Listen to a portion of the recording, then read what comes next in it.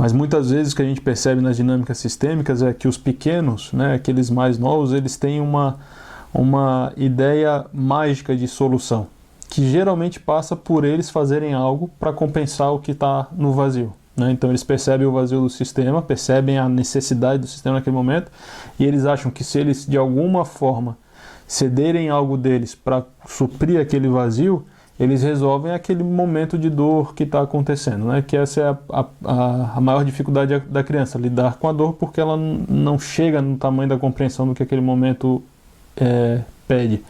Ela fica mais no sentir, e o sentir geralmente é desamparado, é difícil. E o que a criança faz nessa hora, ela observa onde está o vazio daquele momento que alguém precisaria suprir, e ela faz isso. E como é que ela faz isso? Por exemplo, nesse caso da série, né? Se torna a companheira. Ela começa a ter uma atenção extrema na necessidade daquela mãe ou daquele pai, se fosse a situação inversa, por exemplo, né? E ela é como se ela retirasse o foco de si, e ela começa a estar sempre assim, a atenção dela está sempre fora, está sempre naquela mulher, né, que é a mãe, ou naquele pai. Mas no caso da série, naquela mulher, e ela fica muito atenta, né, à variação, à necessidade, ao que precisa naquela mulher, e ela, na fantasia dela, acredita que quando for necessário ela vai suprir, com atenção, enfim, com qualquer coisa que ela possa oferecer naquele momento. E a parte interessante é que isso se torna um hábito.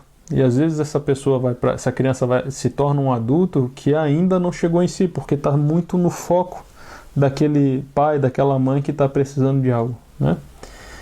E o mecanismo interno que acontece, porque a criança faz isso por amor cego, né?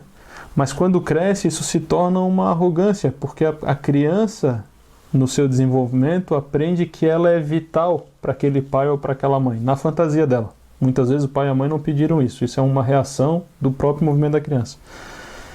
Só que isso se torna um adulto que está tão conectado com o mundo do pai ou da mãe que se desconectou completamente do seu próprio mundo, do seu desenvolvimento, né?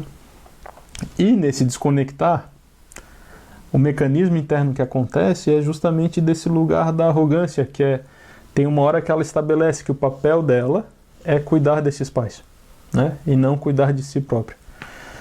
Então, aí tem uma dinâmica que é bem comum nas constelações, né? E isso auxilia muitas pessoas, quando elas se dão conta deste lugar, a dar um passo atrás, voltar para o seu lugar de filho e a partir daí começar a estabelecer o seu próprio movimento, não focado nas dores dos pais, né? Isso é uma dinâmica bem comum nas constelações e é uma das que mais traz efeito quando vem para o consciente, né?